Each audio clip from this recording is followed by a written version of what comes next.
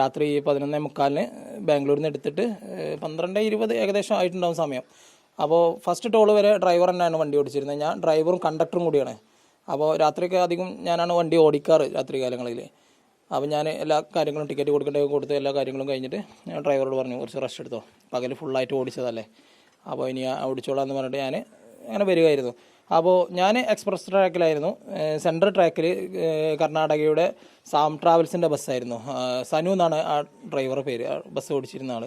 അതേപോലെ ഫസ്റ്റ് ട്രാക്കിൽ ഒരു ട്രക്ക് ഇങ്ങനെ പോകുന്നത് ഇങ്ങനെ കണ്ടു, നമ്മളിങ്ങനെ നീണ്ടു വരുന്ന സ്ഥലമായതുകൊണ്ട് കാണുമല്ലോ. അങ്ങനെ പെട്ടെന്ന് ഒരു ആൾ റോഡിൽ നിന്ന് ഇങ്ങനെ അങ്ങോട്ടും ഇങ്ങോട്ടും ചാടി കളിക്കുന്നത് കണ്ടു. അപ്പോൾ ഇയാൾ ഇടിക്കുന്നുള്ള രീതിയിൽ പേടിച്ചിട്ട് കളിക്കുകയാണ്.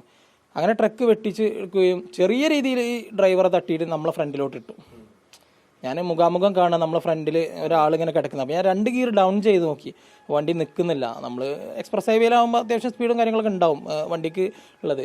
അങ്ങനെ ഞാൻ വലതു ഭാഗത്ത് വെട്ടിച്ച് മാറ്റുകയാണ് ചെയ്തത്. അങ്ങനെ വണ്ടിയുടെ ഫ്രണ്ട് ഗ്ലാസ് പോയി. പിന്നെ ആ ചാടി ചെറിയ ഊരവേദനയും കാര്യങ്ങളൊക്കെ. അത്യാവശ്യം നല്ല യാത്ര. 42 പാസഞ്ചർ ഉണ്ടായിരുന്നു. 41 റിസർവേഷനും ഒരു എമർജൻസി പറഞ്ഞൊരു പാസഞ്ചർ വന്നപ്പോൾ ഞാൻ കണ്ടക്ടർ സീറ്റ് ഞങ്ങൾ കൊടുക്കാറുണ്ട്. അങ്ങനെ ഒരു 42 പാസഞ്ചർ ഉണ്ട്. യാത്രക്കാരൊക്കെ സേഫാണ്. നമുക്ക് സ്ഥിരം ഏകദേശം ഒരു 70% ആളുകളും നമുക്ക് സ്ഥിരം വരുന്ന ആളുകളാണ്. അപ്പോൾ 1 മണിക്കൂറിന് ശേഷം മറ്റൊരു ബസ്, നമ്മളത് സൂപ്പർ ക്ലാസ് ഡീലക്സ് വണ്ടിയാണ്, ഒരു സൂപ്പർ ഫാസ്റ്റ് ബസ് അറേഞ്ച് ചെയ്തിട്ടാണ് 1 മണിക്കൂറിന് ശേഷം ഇവരെ നിലമ്പൂരേക്ക് അയച്ചത്. യാത്രക്കാർക്ക് ഒരു പരാതിയില്ല, അവർ നമ്മളായിട്ട് ഭയങ്കര സഹകരിക്കും. കൃത്യമായിട്ട് വെട്ടിച്ചു മാറ്റിയതുകൊണ്ട് ഈ കർണാടകയിലെ ആ KSRTC ജീവനക്കാരനെ രക്ഷിക്കാനും സാധിച്ചില്ല. ഒരു പക്ഷേ അത് വെട്ടിച്ചിരുന്നില്ലായിരുന്നെങ്കിൽ അദ്ദേഹത്തിന്റെ ഏകദേശം ഒരു ഈ ഭാഗമായിരുന്നു ഞാൻ മനസ്സിൽ കണ്ടിരുന്നത്. ഞാൻ ജീവിതത്തിൽ മുഖാമുഖം നമ്മൾ പല കാര്യങ്ങളും നമ്മൾ വീഡിയോ കാര്യങ്ങളൊക്കെ കാണുകയാണെങ്കിലും നമ്മൾ അതിൻ്റെതായ ഒരു ബൈക്കായിരുന്നു കണ്ടത്. ദീർഘകാലമായിട്ട് ഡ്രൈവറായിട്ട് ജോലി ചെയ്യാം. ഇപ്പോൾ ഒരു 5 വർഷത്തോളം, ഒരു 4.5 വർഷത്തോളമായി KSRTC. അതിന് മുന്നേ ഞാൻ അരഞ്ഞിക്കൽ ഗ്രാനൈറ്റിലായിരുന്നു ഡ്രൈവർ. ഒരു 5-6 വർഷത്തോളം അരഞ്ഞിക്കൽ ഗ്രാനൈറ്റിൽ ഡ്രൈവറായിരുന്നു. ടിപ്പറിൽ, ഹെവി ട്രിപ്പറിൽ ഡ്രൈവറായിരുന്നു.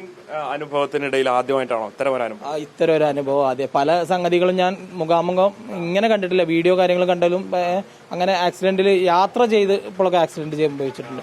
എന്റെ ഡ്രൈവിംഗ് അനുഭവത്തിൽ ഇങ്ങനെ ഒരു അനുഭവം ആദ്യമായിട്ടാണ്. ഈ പരിക്ക് പറ്റിയ ചെറിയ പരിക്ക് അദ്ദേഹത്തിന് ആ ലോറി തട്ടിയപ്പോൾ സംഭവിച്ചിട്ടുണ്ട് തോന്നുന്നു. അദ്ദേഹത്തിന് പിന്നെ കാണാൻ കഴിയും? അദ്ദേഹത്തിനെ പിന്നെ കണ്ടിട്ടില്ല.